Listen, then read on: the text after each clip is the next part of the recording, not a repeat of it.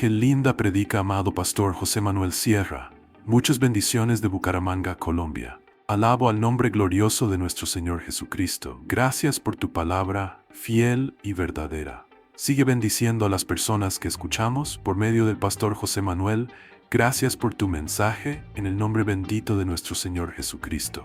Gracias. No me canso de escuchar esta predica. Qué hermosa palabra de nuestro Dios explicada a través de usted. Querido pastor José Manuel Sierra, muchas bendiciones. Sobre cada uno de ellos. No fue una experiencia de 4 o 5 y los demás dijeron, ¿y esto qué es? Sobre todos los que estaban allí. No quedó ni uno en aquella congregación, no quedó ni uno en aquella sala que no tuviera la misma experiencia que el que estaba a su lado. Sobre cada uno de ellos, dice la Biblia. Y ahora, para más INRI, para dejarlo bien claro, verso 4 dice, y fueron todos llenos del Espíritu Santo.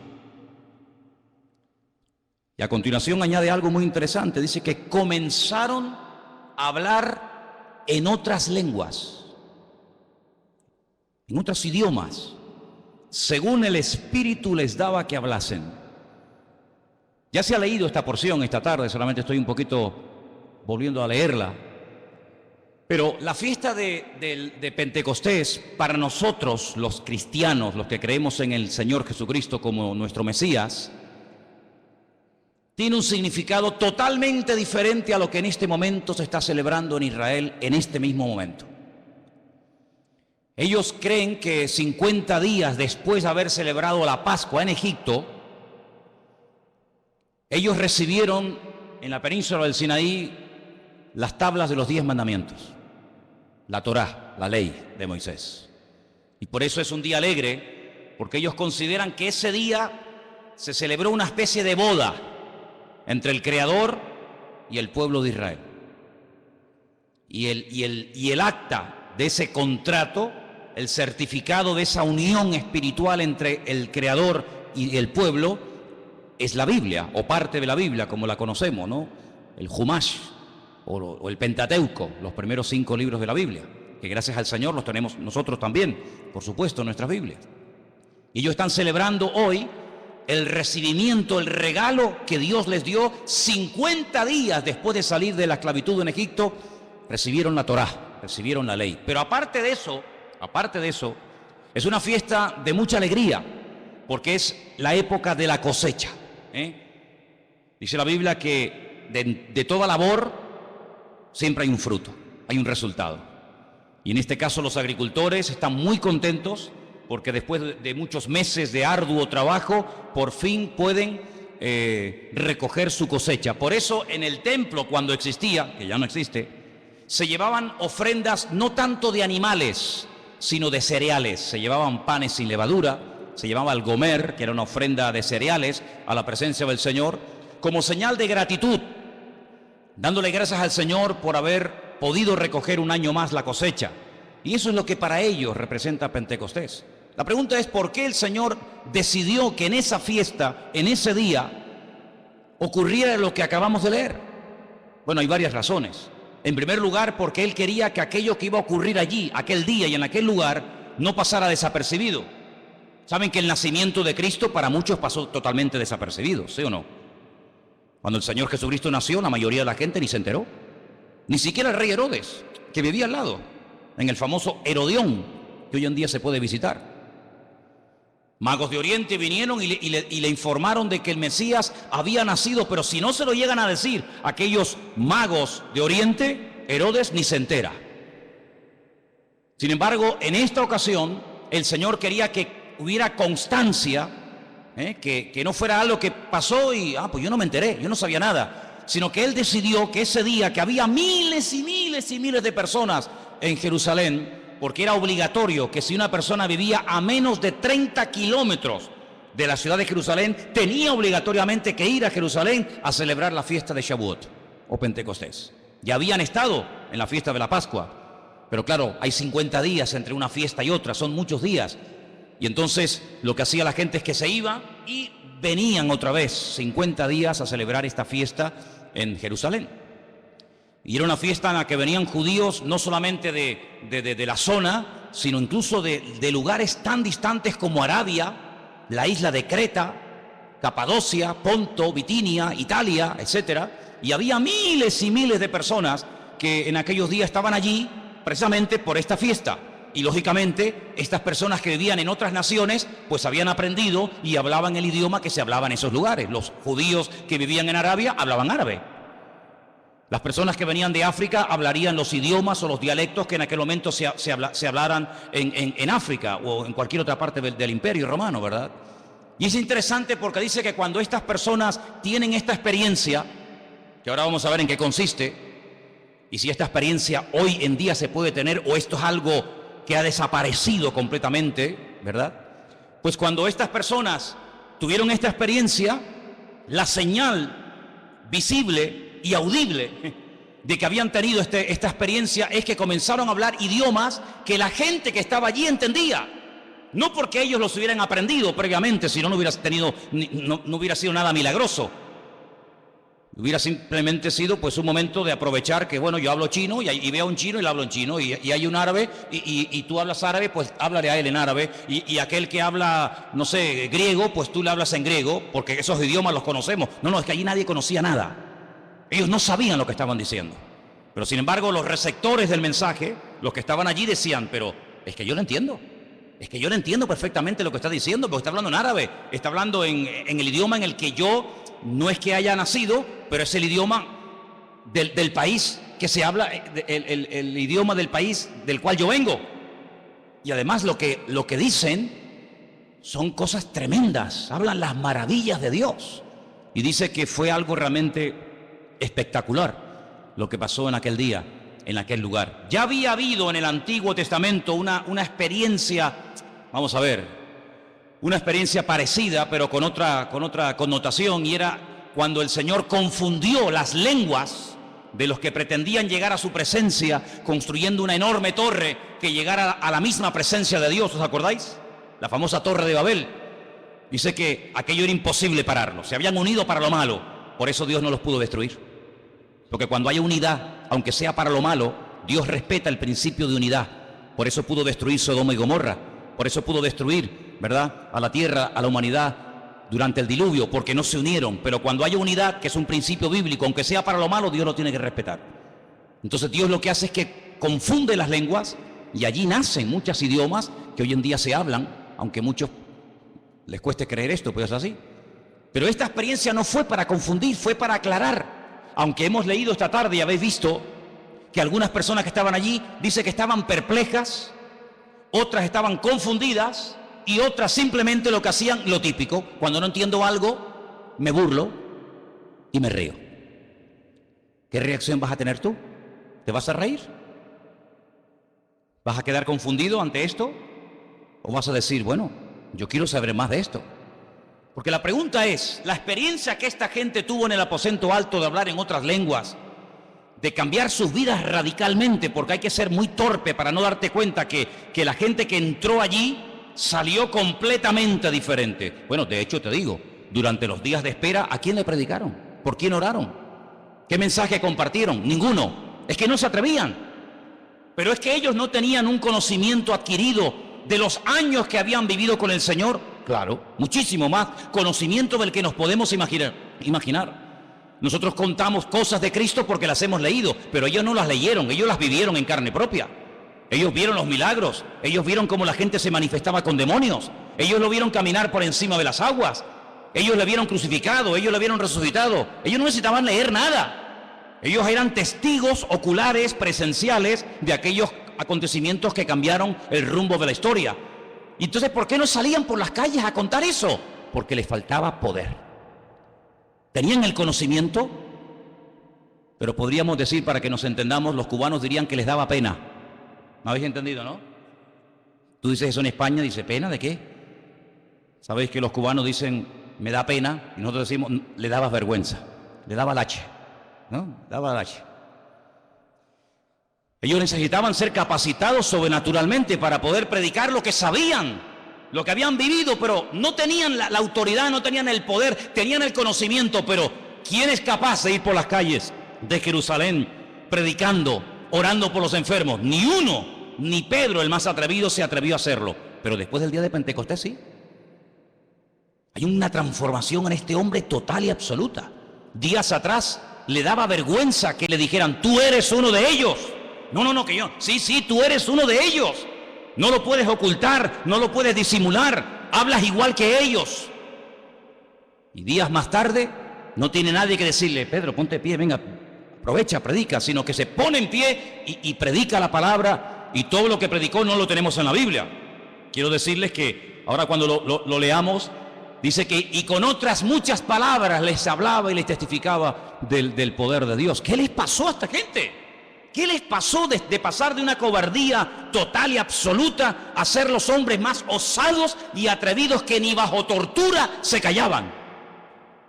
Los torturaban y salían y volvían otra vez a predicar. Y les prohibían categóricamente que predicaran, que oraran por la gente, que predicaran de Jesucristo, que no hablaran más de Él. Y seguían y seguían. Y hermano, ni debajo del agua se callaban. Allí pasó algo que te vuelvo a repetir, es muy difícil de escribir con palabras. Pero allí pasó algo que cambió la vida de esta gente. Imagínate que tuviéramos aquí una máquina. Haz un poquito de uso de tu imaginación. Te metes en esa máquina y te transportas en el tiempo. Volvemos 2000 años atrás, domingo, 6 en punto de la tarde, ciudad de Jerusalén. ¿Quieres encontrar una iglesia donde congregarte con los hermanos, sí o no? Te han dicho que allí está Pedro, Santiago, Tomás. Y dices, yo quiero conocer a esta gente, quiero ir a un culto de la iglesia primitiva. Y vas buscando, oye, ¿sabéis por aquí los cristianos, los discípulos? Sí, mira, están allí reunidos en una casa, no sé, están ahí metidos, orando, no sé cuánto tiempo llevan metidos, y vas para allá, para el culto. Y cuando llegas, te encuentras a 120 personas hablando en otras lenguas. Y uno de ellos, si prestas atención, dice, ¡ay! Está hablando en español. Yo lo entiendo. ¿Cómo sería esa iglesia? ¿Qué título le pondríamos por fuera a esa iglesia? Iglesia metodista, iglesia católica, iglesia presbiteriana, iglesia adventista, iglesia bautista. Hombre, pues yo no soy muy listo, pero tampoco soy muy tonto. Si yo tuviera esa máquina y me pudiera transportar en el tiempo 2000 años atrás, y yo entro a un culto donde me encuentro a 120 personas haciendo un follón, un ruido terrible y hablando en otras lenguas, yo diría, a mí me parece que estos son pentecostales. ¿Tú qué opinas? Yo creo que también. Estos son pentecostales. Mira el follón que tienen ahí dentro metido. Mira aquel cómo habla en lengua, mira aquel cómo brinca, mira aquel. Es que la iglesia primitiva era una iglesia pentecostal. Oraban por los enfermos, hablaban en lenguas, echaban fuera demonios, y esas cosas se ven en un tipo de iglesias que son cosas, por así decirlo, normales, y en otras congregaciones eso ni loco. Pero es que así era la iglesia primitiva. Era una iglesia, si tuviéramos que ponerle un título hoy en día, sería una iglesia de corte o de línea pentecostal medio Filadelfia menos, ¿no? Algo así, ¿sí o no? Pues sí, hermano, así eran. Ahora, ¿esto fue algo que pasó y ahí quedó? ¿O esta experiencia la tuvieron otras personas? Bueno, vamos a ver qué nos responde la Biblia, ¿les parece? Vamos a ver qué nos dice el manual. Seguimos en el libro de los Hechos. En esta ocasión nos vamos al capítulo 8, versículo 14. Vamos a ver. Empieza una tremenda persecución en la ciudad de Jerusalén. Tienen que salir huyendo, si no los matan a todos. Y un diácono de la iglesia, del cual hablamos el otro día, un tal Felipe, que después se fue al desierto a hablarle a aquel etíope eunuco, ¿os acordáis? Capítulo 8, versículo 14, dice la Biblia así. Él se fue a Samaria, le predica a la gente se convierte, la gente son bautizados en agua. Pero dice en el versículo 14, cuando los apóstoles que estaban en Jerusalén oyeron que Samaria había recibido la palabra de Dios, enviaron allá a Pedro y a Juan. A ver qué pasa allí. Los cuales, habiendo venido, oraron para que recibiesen el Espíritu Santo, porque aún no había descendido sobre ninguno de ellos, sino que solamente habían sido bautizados en el nombre de Jesús, el bautismo cristiano. Entonces les imponían las manos. esta es una típica característica de una iglesia pentecostal. Tú vas a una iglesia bautista, vas a una iglesia de cualquier otra línea, y tú no te encuentras al pastor orando, imponiéndole las manos a la gente. En las iglesias pentecostales se suele ver, ¿sí o no? Se suele ver a veces, no digo siempre, pero se suele ver a veces, pues al pastor o a algunos hermanos orando, imponiendo las manos. Así que otra señal más. Entonces les imponían las manos y recibían el Espíritu Santo.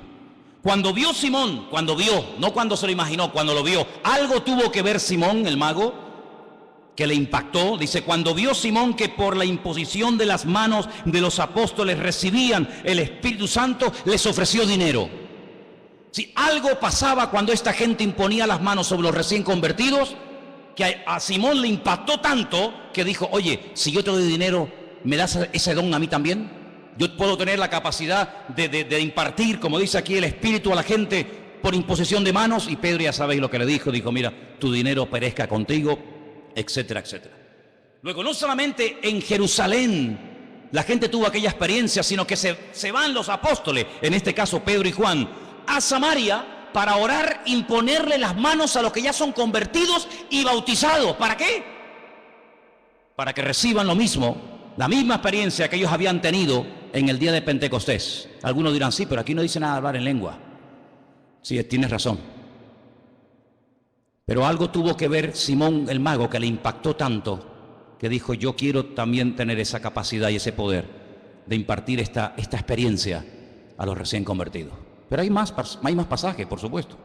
Capítulo 19, pasan 25 años aproximadamente, 25 años después de Pentecostés, y en el capítulo 19 encontramos al apóstol Pablo en una enorme ciudad llamada la ciudad de Éfeso. Y dice así la palabra, ¿lo tenéis? Hechos 19:1. Aconteció que entre tanto que Apolos estaba en Corinto, Pablo, después de recorrer las regiones superiores de Éfeso y hallando a ciertos discípulos, les dijo, ¿recibisteis el Espíritu Santo cuando creísteis? Y ellos le dijeron, ni siquiera hemos oído si hay Espíritu Santo. Entonces les dijo, ¿en qué fuisteis bautizados? Ellos le dijeron, en el bautismo de Juan. Juan el Bautista ya había muerto hacía 30 años atrás, por lo menos.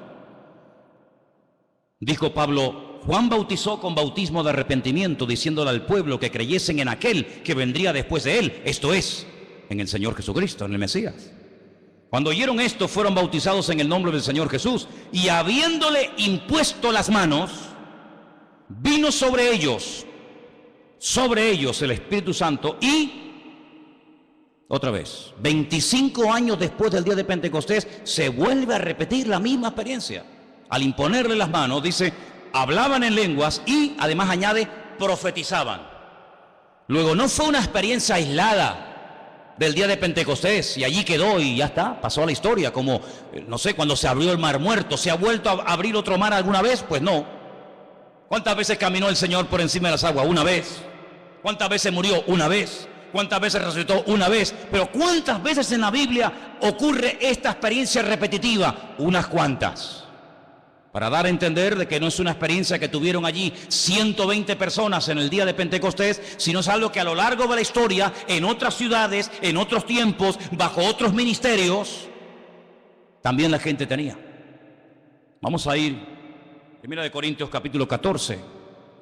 No lo voy a leer todo el capítulo porque es un capítulo muy extenso, pero fijaros el título que le han puesto a 1 Corintios capítulo 14. Y estamos hablando de una carta, de una epístola, que Pablo escribe aproximadamente entre el año 55 y el año 57 de la era cristiana. Y así que ya han pasado muchos años desde el día de Pentecostés hasta que los corintios reciben esta carta, año 57 aproximadamente de la era cristiana, y Pablo les escribe una carta y en el capítulo 14 les habla ¿de qué?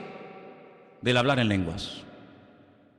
Luego, no es una cosa que solamente fue una experiencia que tuvieron los discípulos en el aposento alto, o un tiempito más tarde los cristianos que se convertían en Samaria, o aquellos que se convirtieron veintitantos años después en la ciudad de Éfeso, sino que Pablo establece doctrina y establece orden y dice, un momento, si esto lo vais a practicar en la iglesia, no es obligatorio, pero si lo vais a practicar, esto se tiene que hacer con orden. Dice, no impidáis a nadie que quiera hablar en lenguas, pero el que se atreve a hablar en lengua tiene que hacerlo así, así, así, así, así. Y da un orden. Luego le da importancia a una experiencia que en un momento determinado, muchos años después de haber caído el Espíritu Santo por primera vez, en el día de Pentecostés, hay creyentes que pueden volver a tener esta experiencia. Ahora, volviendo al capítulo 2 del libro de los Hechos, capítulo que estamos analizando en esta tarde, hay un momento que Pedro está compartiendo, y quiero ponerles ahí un momentito en la pantalla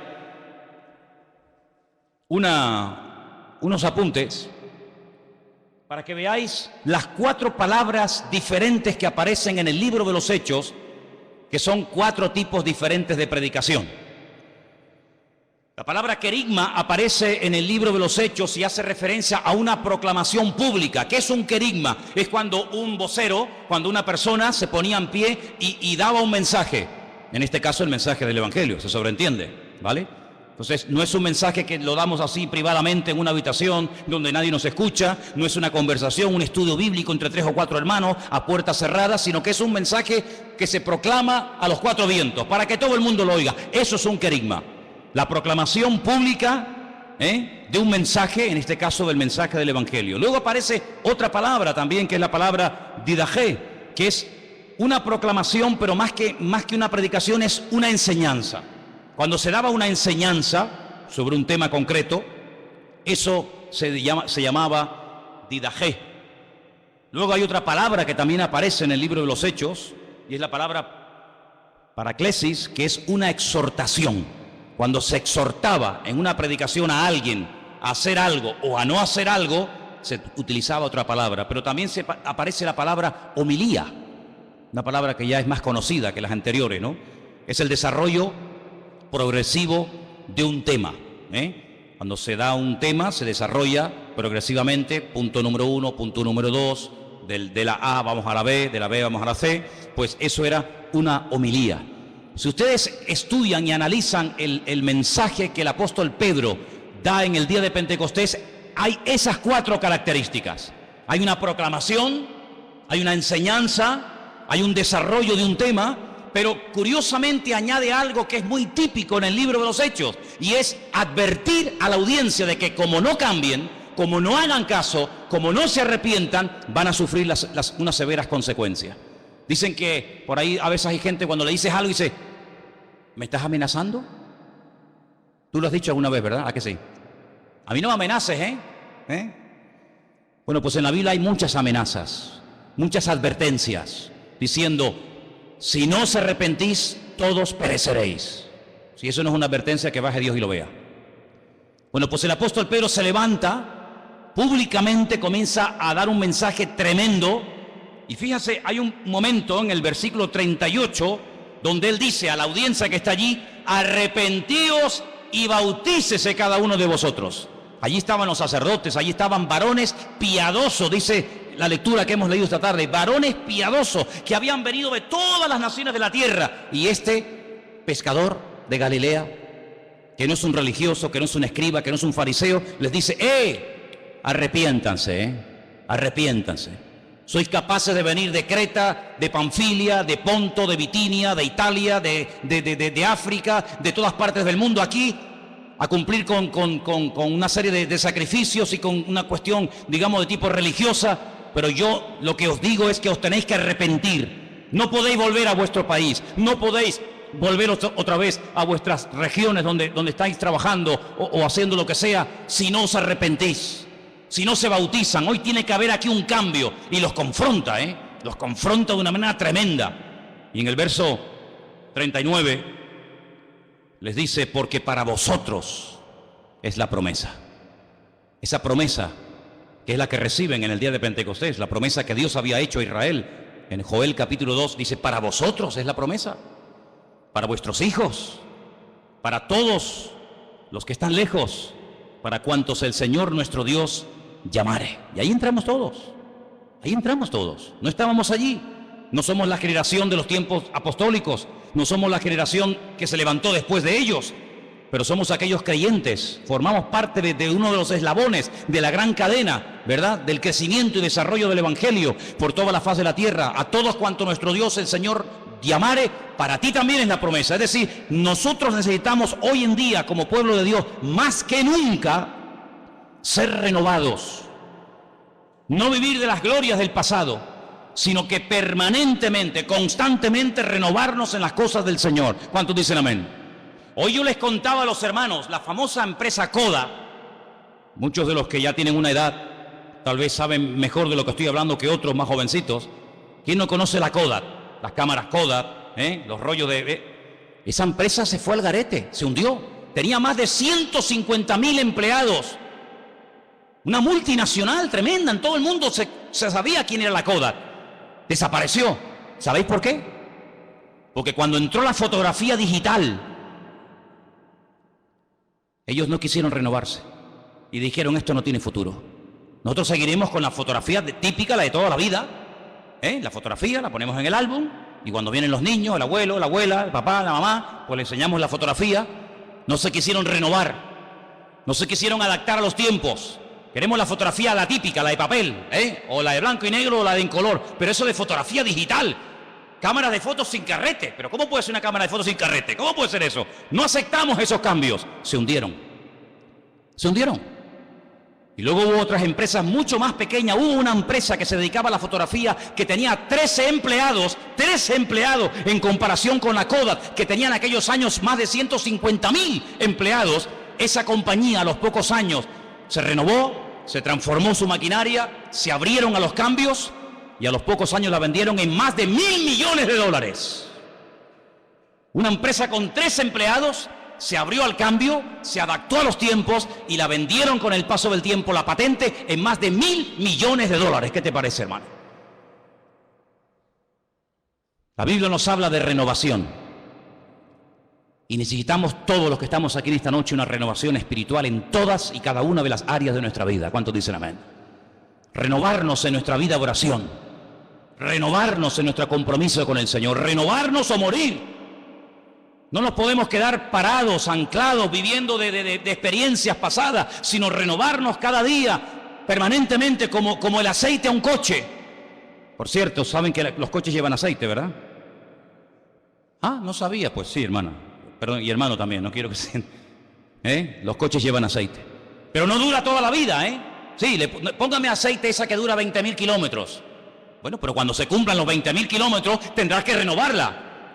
Porque el aceite ya no lubrica, ya pierde su propiedad, hay que renovarla. Y el aceite, curiosamente en la Biblia, es comparada como tipo de la persona del Espíritu Santo en nuestra vida. Renovarnos, y el que no se renueva se seca, Y lo podéis ver. Yo creo que ya a estas alturas, después de ya de algunos años de estar juntos, ustedes ya ahora conocerán, ya habrán oído de alguien que por no renovarse se secó y ahí se quedó. Tienes que renovarte espiritualmente hablando cada día de tu vida. Y para eso subían todos los años las tribus de Israel a las ciudades de Jerusalén. ¿A qué? A renovarse. Pero si ya hemos celebrado 30 veces Shavuot, otra vez el año que viene. ¿Para qué? Para renovarnos y para renovarnos y para recordar la fidelidad del Señor diariamente sobre nuestra vida. Y eso es lo que el Señor quiere, que nos renovemos. Y eso es lo que es Shavuot. Es una fiesta de alegría, es una fiesta de júbilo, es una fiesta donde se reconoce que la cosecha, sí, en una parte hay una parte humana, una parte de trabajo, porque evidentemente hay que regar, hay que abonar, hay que quitar las malas hierbas, pero el crecimiento, quien lo ha dado, realmente ha sido el Señor. Porque tú puedes regar mucho, y puedes quitar muchas hierbas, y puedes abonar, y puedes quitar las piedrecitas, y puedes hacer lo que tú quieras, pero si Dios no le da crecimiento, no hay resultado posible. Y Shavuot era una fiesta donde se agradecía al Señor públicamente en el templo de Jerusalén la fidelidad del Señor para su tierra y para los campos. Y por eso la gente iba con alegría, no tanto a recibir, sino a dar, reconociendo la bondad y la misericordia del Señor. ¿Cuántos dicen amén? Hermanos queridos, el diablo también se ha renovado, ¿sí o no? Ya lo creo. El diablo usa la tecnología y bien que la usa. ¿Saben cuántos miles de jóvenes están dejando suelo europeo? Están dejando trabajo, están dejando familia, están dejando muchas cosas para irse a otros lugares a hacer no sé qué. Y cómo les llega esa información y cómo son seducidos y enganchados a jugarse la vida por causas perdidas por la tecnología. Porque el diablo sabe perfectamente cómo mover los hilos y cómo tocar la fibra sensible de la gente, utilizando la necesidad económica, utilizando la parte espiritual o la parte económica o lo que sea. Y el diablo se renueva. Si uno comienza a analizar cómo el enemigo se ha movido desde el principio de los tiempos hasta hoy en día, uno se queda asombrado de ver cómo que el diablo no ha quedado estancado con aquellos sistemas de antaño, sino que siempre ha ido a más y a más y a más, y nada lo detiene, sino solamente la oración del pueblo del Señor. Leía en estos días, no me voy del tema, pero solamente para que veáis, leía en estos días el primer asesinato.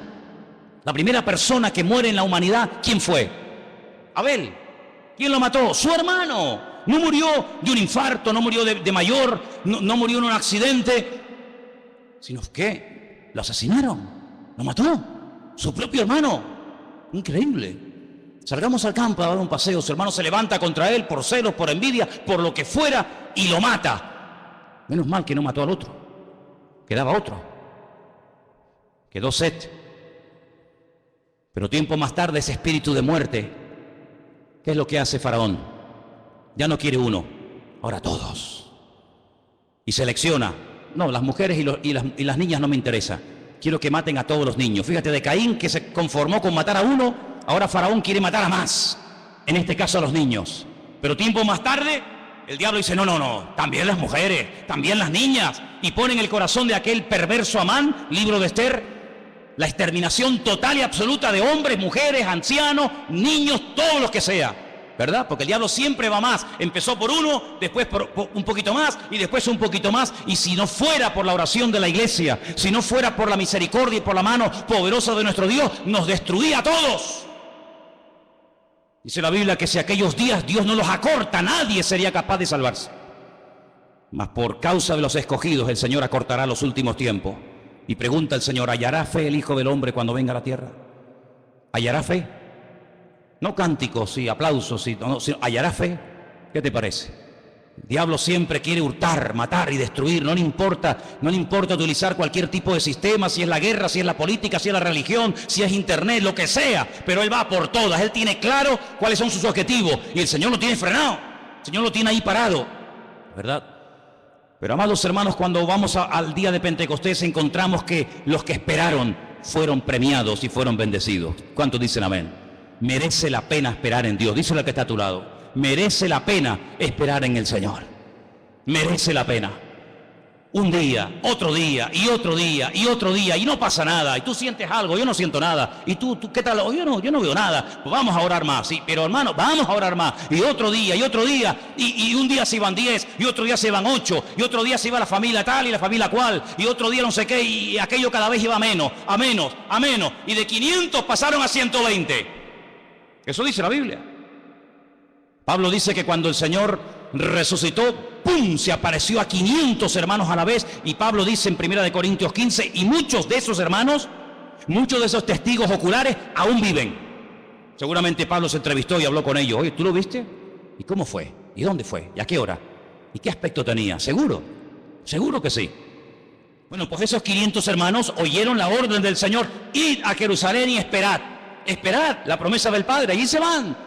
Pero cuando llega el día de Pentecostés, bueno, antes del día de Pentecostés, Lucas, que es un hombre que se da cuenta de los detalles y lo va apuntando y lo va escribiendo todo, o se da cuenta, hace así cuenta la gente por encima y dice: oye, aquí falta gente, aquí falta mucha gente. Faltan más de los que están. Éramos 500 y hay 120. Aquí faltan 380 personas, En una semana se nos han ido 380 personas. ¿Dónde estaban? ¿Alguien sabe dónde estaban? ¿Alguien sabe qué estaban haciendo? Yo no te lo podré decir nunca, porque la Biblia no lo dice. ¿Cómo te lo voy a decir? Pero yo sí te puedo decir muchas cosas de los 120. Porque fueron los que esperaron. Fueron los que vencieron la tentación de decir: mira, estamos perdiendo el tiempo. Yo he visto a tantos 380 que se van. Es mucho más fácil irse que perseverar fielmente en los caminos del Señor. Es mucho más fácil ir a favor de la corriente. Eso no cuesta. Métete en un río. Hace unos años nos fuimos con Ruth, la hija de Marcos, Ellos están hoy en Madrid, sus padres celebran hoy su 50 aniversario de matrimonio, bodas de oro, y nos fuimos al río Miño. ¿Os acordáis? Miriam estaba conmigo. Nos metimos en el río Miño aquí y si no nos damos cuenta y salimos, aparecemos al final de Portugal, porque la corriente te lleva. No hace falta hacer nada, tú te estás quieto, la corriente te lleva y te lleva. Crucé el río Paraná en Piragua, ¿sabes? Con el hijo del pastor Norberto Carlini. Me dijo un día, ¿te animas a cruzar el río Paraná en Piragua? Digo, venga, lo que haga falta.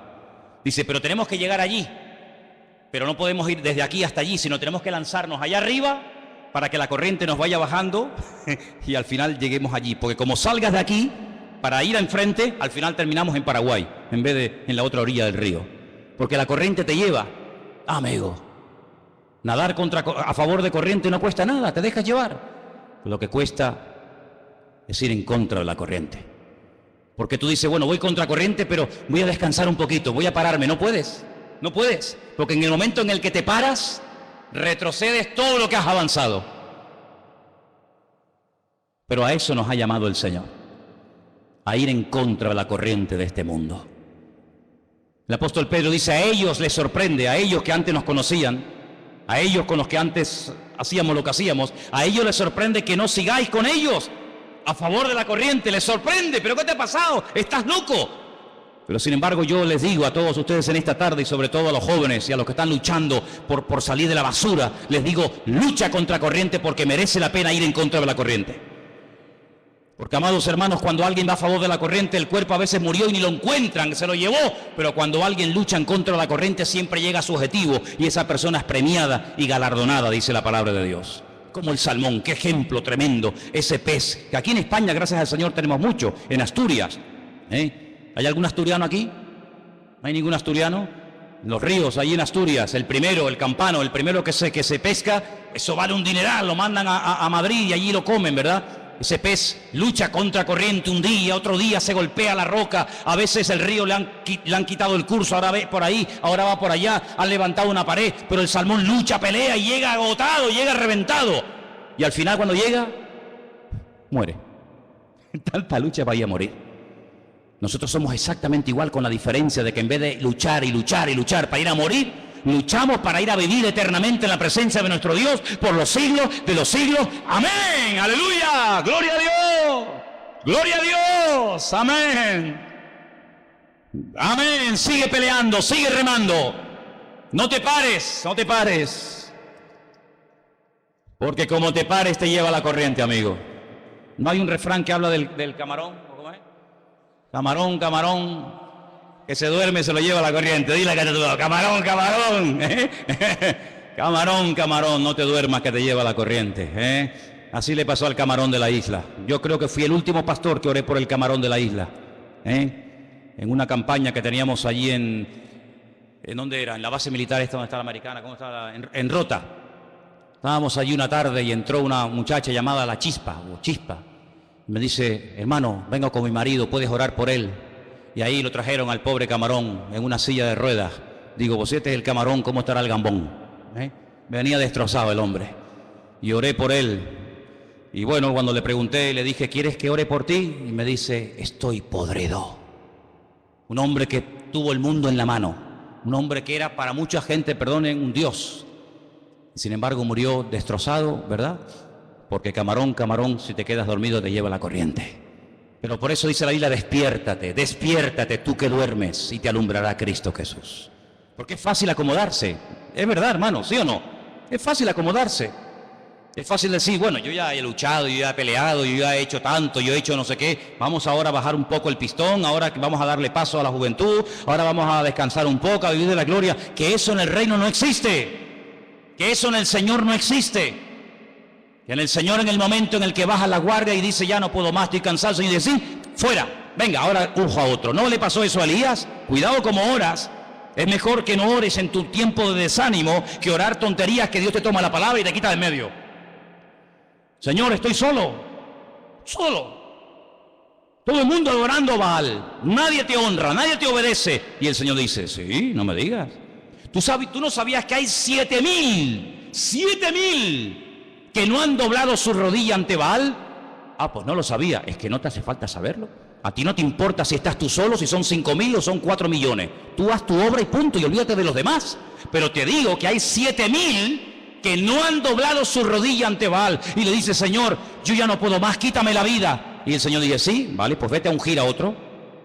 ¿No quieres la unción? ¿No quieres utilizar los dones que yo te he dado, la capacidad que yo te he dado? ¿No lo quieres? Se acabó tu tiempo, tú lo dices, y por la boca muerde el pez, amigo. Vete y unge a otro, y a los pocos días el Señor se lo lleva a su presencia. Por eso lo que tienes, úsalo, no te quejes, porque Dios te ha dado cosas para que tú las uses para la extensión del reino. Y si no las usa, se las dará otro. Porque el Señor lo que quiere es que todos y cada uno de nosotros pongamos la mano en el arado y no miremos atrás.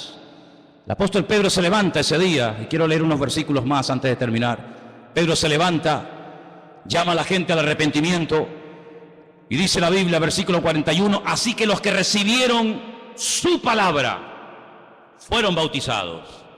Se añadieron aquel día como 3.000 personas. Perseveraban en la doctrina de los apóstoles, en la comunión unos con otros y en el partimiento del pan y en las oraciones. Ello fue un cambio espectacular, radical. Sobrevino temor a toda persona, muchas maravillas y señales eran hechas por los apóstoles, y todos los que habían creído estaban juntos y tenían en común todas las cosas. ¿Vieron lo que hacían? Vendían. En vez de comprar, vendían. Ellos vendían, ellos no compraban. Ellos vendían sus propiedades y sus bienes y lo repartían a todos según la necesidad de cada uno. ¿Quién? Yo vendí una finca para dársela a otro. Es que eso es lo que hacían. Eso es lo que ellos hacían. Vendían su patrimonio para bendecir al pueblo de Dios. Eso es lo que hacían. Yo no lo he escrito, eso está ahí. Vendían y lo repartían a todos y perseveraban unánimes. Sí, porque tú puedes vender y puedes lo que quieras, pero si después no perseveras, de nada te sirve. Perseveraban unánimes cada día en el templo. Partían el pan en las casas, comían juntos con alegría, sencillez de corazón, alababan a Dios, tenían favor con todo el pueblo, y el Señor añadía a la iglesia los que habían de ser salvos. Eso fue a partir del día de Pentecostés. Es decir, si tú lees capítulo 1 de Hechos, te encuentras a un cierto tipo de personas completamente diferentes a partir del capítulo 2 del libro de los Hechos. Algo pasó esa mañana allí, y digo mañana porque la Biblia dice que fue a las 9 en punto de la mañana, cuando ocurrió esto. Algo ocurrió allí que Pedro nunca más fue la misma persona. Algo pasó allí que, como una especie de onda expansiva, nos ha llegado hasta nosotros hoy en día. Muchas veces me he preguntado, si en este momento nosotros fuéramos la primera, no la última, la primera generación de creyentes del planeta Tierra, digamos que los que estamos aquí esta noche somos los únicos que hemos reconocido, que hemos aceptado al Señor Jesucristo como el Hijo de Dios, como el Mesías, como el que murió y como el que resucitó. No hay nadie, ni en La Gomera, ni en la península, ni en Europa, solamente fuéramos nosotros los únicos. Y de nosotros dependiera que este mensaje se llevara hasta el último rincón del mundo, ¿qué ocurriría? Tenemos internet, tenemos móviles, tenemos satélites, tenemos aviones, tenemos barcos, tenemos todo lo que nos dé la gana. ¿Seríamos capaces en 20, 30, 40 años, si fuéramos, repito, hipotéticamente, la primera generación de creyentes, de traspasar el testigo a la siguiente generación, y a la otra, y a la otra, y a la otra? ¿O esto en cuestión de 10, 15, 20 años se terminaría diluyendo y se acabaría y no pasaría el Evangelio a otras generaciones? ¿Se imaginan? ¡Qué tragedia! Pues eso fue lo que pasó con esta gente. Sin internet, sin satélites, sin aviones, sin barcos, sin ordenadores, sin nada, sino solamente la palabra y lo que se pudiera más o menos escribir. Desde 2000 años atrás hasta hoy nos ha llegado a nosotros el Evangelio. Pero es que esa gente tenía una característica que es muy difícil encontrarla hoy en día entre los cristianos. Y es que esa gente estaba loca, apasionadamente loca por Cristo y por alcanzar el mundo para el Señor. Y eso hoy en día se ha perdido. Hoy en día estamos más pendientes del coche, del ordenador, del móvil, de los zapatos, del trabajo, de no sé qué, de no sé cuánto. La pasión por las almas perdidas se ha perdido valga la redundancia. No nos preocupa tanto alcanzar al perdido. No nos preocupa tanto decir, oye, si yo me muero y a mi vecino nunca nadie le habló del Señor, ¿qué va a pasar con este hombre? No nos cabe en la cabeza el hecho de decir, oye, que este hombre se puede condenar eternamente en el infierno por mi culpa, porque yo no le hablé, porque yo no le di nunca una Biblia, porque no le invité a la iglesia, porque no le di testimonio. Ni se nos pasa por la cabeza. Alguien le hablará, yo ahora no tengo tiempo, oye, que es muy tarde, que yo tengo mis clientes, que yo tengo mi deporte, que yo tengo mis viajes, que yo tengo mis obligaciones. No, tu obligación no es esa. Tu obligación, nuestra obligación, es ir por todo el mundo y predicar el Evangelio a toda criatura, a tiempo y fuera de tiempo, quieran o no quieran. Pero eso no nos cabe en la cabeza. No hay predicador hoy en día que sea capaz de movilizar a su iglesia y meterle e inculcarle el fuego por las almas perdidas. Es que eso yo lo tengo más claro que el agua. Alguno responderá, se emocionará en un culto, uy, le tocó, pero llega el martes o el miércoles y ese que lo ves aquí hoy llorando, lo ves el miércoles y dice, no, ya no voy a ir más. Pero tú no estabas el domingo llorando aquí. Señor, cuenta conmigo, envíame a mí. Sí, pero eso olvídate, eso es el pan nuestro de cada día. Aquella gente no, aquella gente vivía para Cristo. Aquella gente salían en cualquier momento por persecución y llegaban al pueblo de al lado, a la provincia de al lado, a la ciudad de al lado, y en vez de callarse la boca y decir, oye, ya nos han echado de allí, hemos perdido casa, finca, todo, hemos perdido todo. Ahora a ver si vamos a llegar aquí y vamos otra vez a abrir la boca y nos va a pasar lo mismo. Aquí nadie habla, al contrario, aún no habían llegado y ya estaban hablando. Los metían en la cárcel, se ponían a cantar. Los metían en una mazmorra, se ponían a predicar el Evangelio. Los metían en la arena del circo romano, los leones saliendo, las antorchas ardiendo, se ponían a cantar para el Señor. No había forma humana de mandar a callar a aquella gente, no había manera, ni siquiera matándolos, porque hasta muertos aún siguen hablando sus palabras a través de la Santa Biblia que tenemos en nuestras manos. Entonces era gente apasionada por el Señor, llegaron a decir, fíjate, para mí el vivir es Cristo y el morir es ganancia. Nosotros hacemos al revés. No, ¿cómo va a ser una ganancia morir? Será una ganancia vivir. Ellos al revés invertían el orden de la cosa. Para mí vivir es una maravilla, pero morir por Cristo mejor todavía. Entonces, la Biblia es la misma, te lo puedo asegurar, ¿eh? La Biblia, el Evangelio es el mismo, el Espíritu es el mismo, pero los cristianos no somos los mismos. Nosotros no somos los mismos. Somos la generación más privilegiada porque ninguna generación ha tenido tantos recursos, tantos medios para cumplir con la famosa gran comisión como nosotros, pero no lo estamos haciendo. No lo estamos haciendo. Prueba de ello que tú eres creyente a lo mejor hace un montón de años y todavía hay miembros de tu familia que ni lo saben. Ni lo saben. Tu misma familia, imagínate el vecino de enfrente. Por lo tanto, amados hermanos, yo creo que necesitamos una renovación, un Pentecostés, ¿sí o no? Porque la experiencia de Pentecostés los cambió a todos. Los transformó a todos. Y eso es lo que nosotros necesitamos. Una transformación de decir, oye, pues si no puedo ir a trabajar, no voy. Estamos locos. No, pero ¿y por qué haces lo contrario? El jueves no voy al culto. ¿Por qué? Por trabajo. ¿Y por qué no lo haces al revés? ¿Por qué no lo haces al revés? El jueves no voy a trabajar porque el jueves voy a ir al culto. Ay, amigo, no. El jueves no voy al culto porque tengo que ir a trabajar. Y esa es la cruel realidad nuestra. Por eso Pentecostés para mí es fundamental en la vida personal e individual de todos y de cada uno de nosotros. Porque Pentecostés lo que hizo fue que les abrió la mente, los capacitó espiritualmente para que todo aquel conocimiento que tenían lo pudieran poder poner en práctica. Y cuando llegaban a Grecia, fíjate tú lo que era Grecia en aquella época, los estoicos, los epicúreos, los filósofos de la época, se quedaban con la boca abierta, no tenían argumentos para contrarrestar la autoridad de aquella gente. Esteban, ¿quién era Esteban? ¿Un apóstol? No. ¿Quién era Esteban? ¿Escribió muchos libros de la Biblia? No. ¿Hizo muchos milagros? No. ¿Echó fuera demonios? No. Pero Esteban, cuando se ponía a predicar, ponía a la gente firme. Y en plena predicación miraba y decía, estoy viendo ahora mismo al Señor sentado a la diestra de Dios Padre.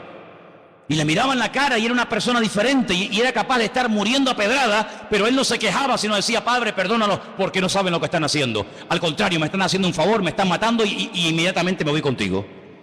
Entonces el sistema de valores de aquella gente fue transformado aquel día. Ya no volvieron nunca más a la pesca, ¿eh? Tú sabes que volvieron a la pesca durante unos días después de la resurrección del Señor, ¿sí o no?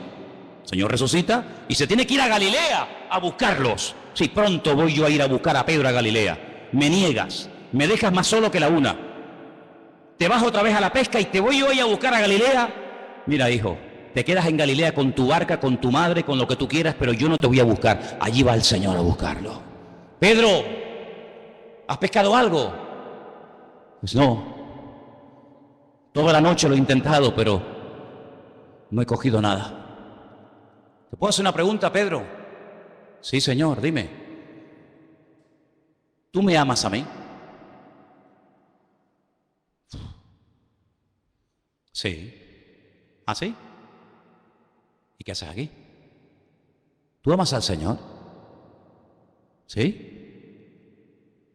Pues ponte a apacentar mis ovejas, apacienta mis corderos, atiende a mi rey, a mi grey. Pedro, dime, Señor, ¿tú me amas? Que sí, Señor, ya te lo he dicho. Tú sabes que yo te amo. Pues apacienta mis corderos, Pedro. Involúcrate en las cosas del reino. Pasa un ratito. Pedro, dime, Señor, ¿tú me amas? Ya Pedro lo pilla. Ya Pedro lo capta. Dice, ay, amigo, me está confrontando. 3 veces le negué, 3 veces me hace que le confiese. Señor, tú lo sabes todo. Tú sabes que yo te amo. Dice, sí, pues te voy a dar un premio, Pedro. Como dices que me amas tanto, te voy a dar la guinda del pastel, te la voy a dar a ti. Cuando tú eras joven y Pedro conocía al Señor, o el Señor conocía a Pedro desde hacía muchos años, tú siempre has ido a donde has querido. Mañana me voy a Japón. Allí se va el hermano a Japón. Mañana me voy a Pernambuco. El hermano se va a Pernambuco. Cuando tú eras joven, te vestías como te daba la gana, ibas a donde querías, administrabas tu tiempo, tu dinero, tu juventud, como tú querías. Ay, amigo, pero cuando tú seas viejo, tú vas a extender tus manos y te va a vestir otro. Y te va a poner una tela de saco de patatas encima, como crucificaban a la gente, con un saco de silicio. Te va a llevar a donde tú no quieras ir. Y dice el versículo siguiente, Juan 21, y esto lo dijo el Señor, dando a entender con qué tipo de muerte había de glorificar al Señor. ¿Ese es el premio que me das? Tantos años de ministerio, tantos años predicando tu palabra, escribiendo epístolas, viajando por aquí, viajando por allá, y el premio que me das es morir crucificado. Pues le podías haber dado la guinda del pastel a otro. No, te la voy a dar a ti. Tú has dicho que me amas, y por la boca muerde el pez, amigo. Así que a partir de ahora, cuando ores o cuando digas algo, piénsalo 2 veces. Piénsalo 2 veces. Porque había uno que presumía mucho de pelo y al final el pelo terminó matándolo. ¿Sabes quién es, no? ¿Por qué pasaba frío David? ¿Por qué pasó frío? 30 mantas. Una persona con 30 mantas no puede pasar frío. ¿Por qué pasaba frío? Porque tú le cortaste el borde de las vestiduras a uno. Cosa que no tenías que haber hecho. Y cuando seas mayor y pase frío, te acordarás de que aquello no tenías que haberlo hecho. Medida por medida, así declara, amigo.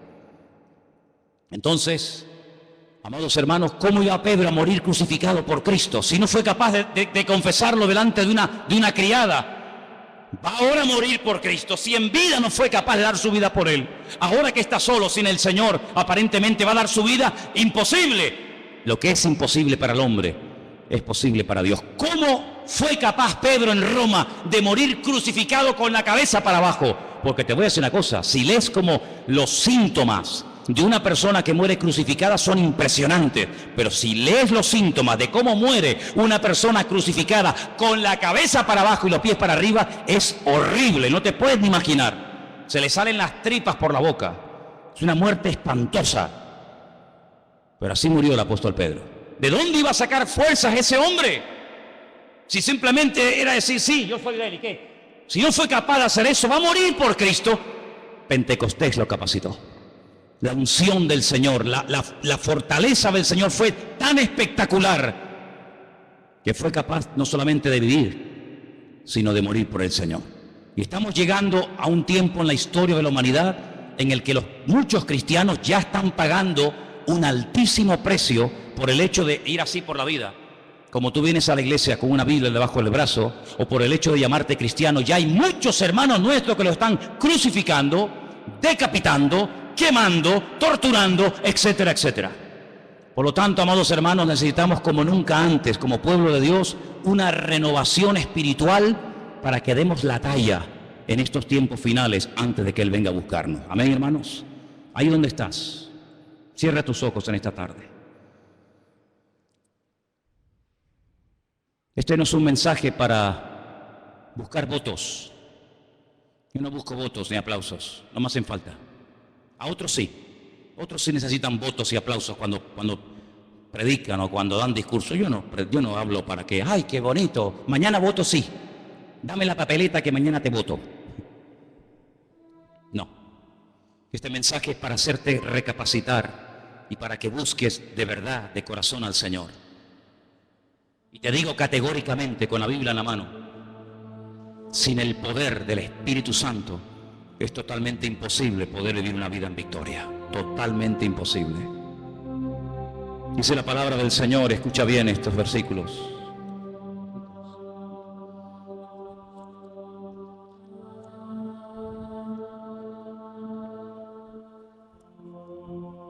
No os embriaguéis con vino, en lo cual hay disolución.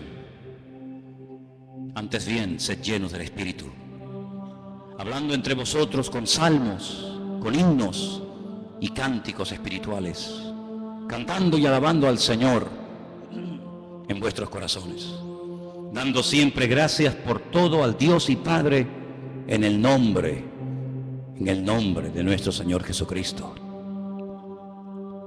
Y queremos en esta tarde acercarnos a ti, a tu presencia, Señor, y pedirte: derrama de tu Espíritu Santo sobre nuestras vidas. Derrama de ese bendito consolador sobre tu iglesia en estos últimos tiempos. Y que podamos predicar las virtudes de aquel que nos llamó de las tinieblas a su luz admirable. Trae un renuevo espiritual a cada familia, a cada joven, a los maestros de la escuela dominical, a las hermanas de la iglesia, a los matrimonios. Trae un renuevo espiritual a nuestras vidas, Señor. Que te miremos a ti, que te busquemos a ti, Señor, como primera prioridad de nuestra vida. Que todo gire en torno a ti, Señor, y a tu palabra. Nos des o no nos des, no, me da igual. Lo que queremos es servirte, agradarte en todas las cosas que hagamos. Quita la rutina, la monotonía, la religiosidad, el conformismo, y trae un renuevo espiritual a nuestra vida, Señor Jesús. Como dice la canción, renuévame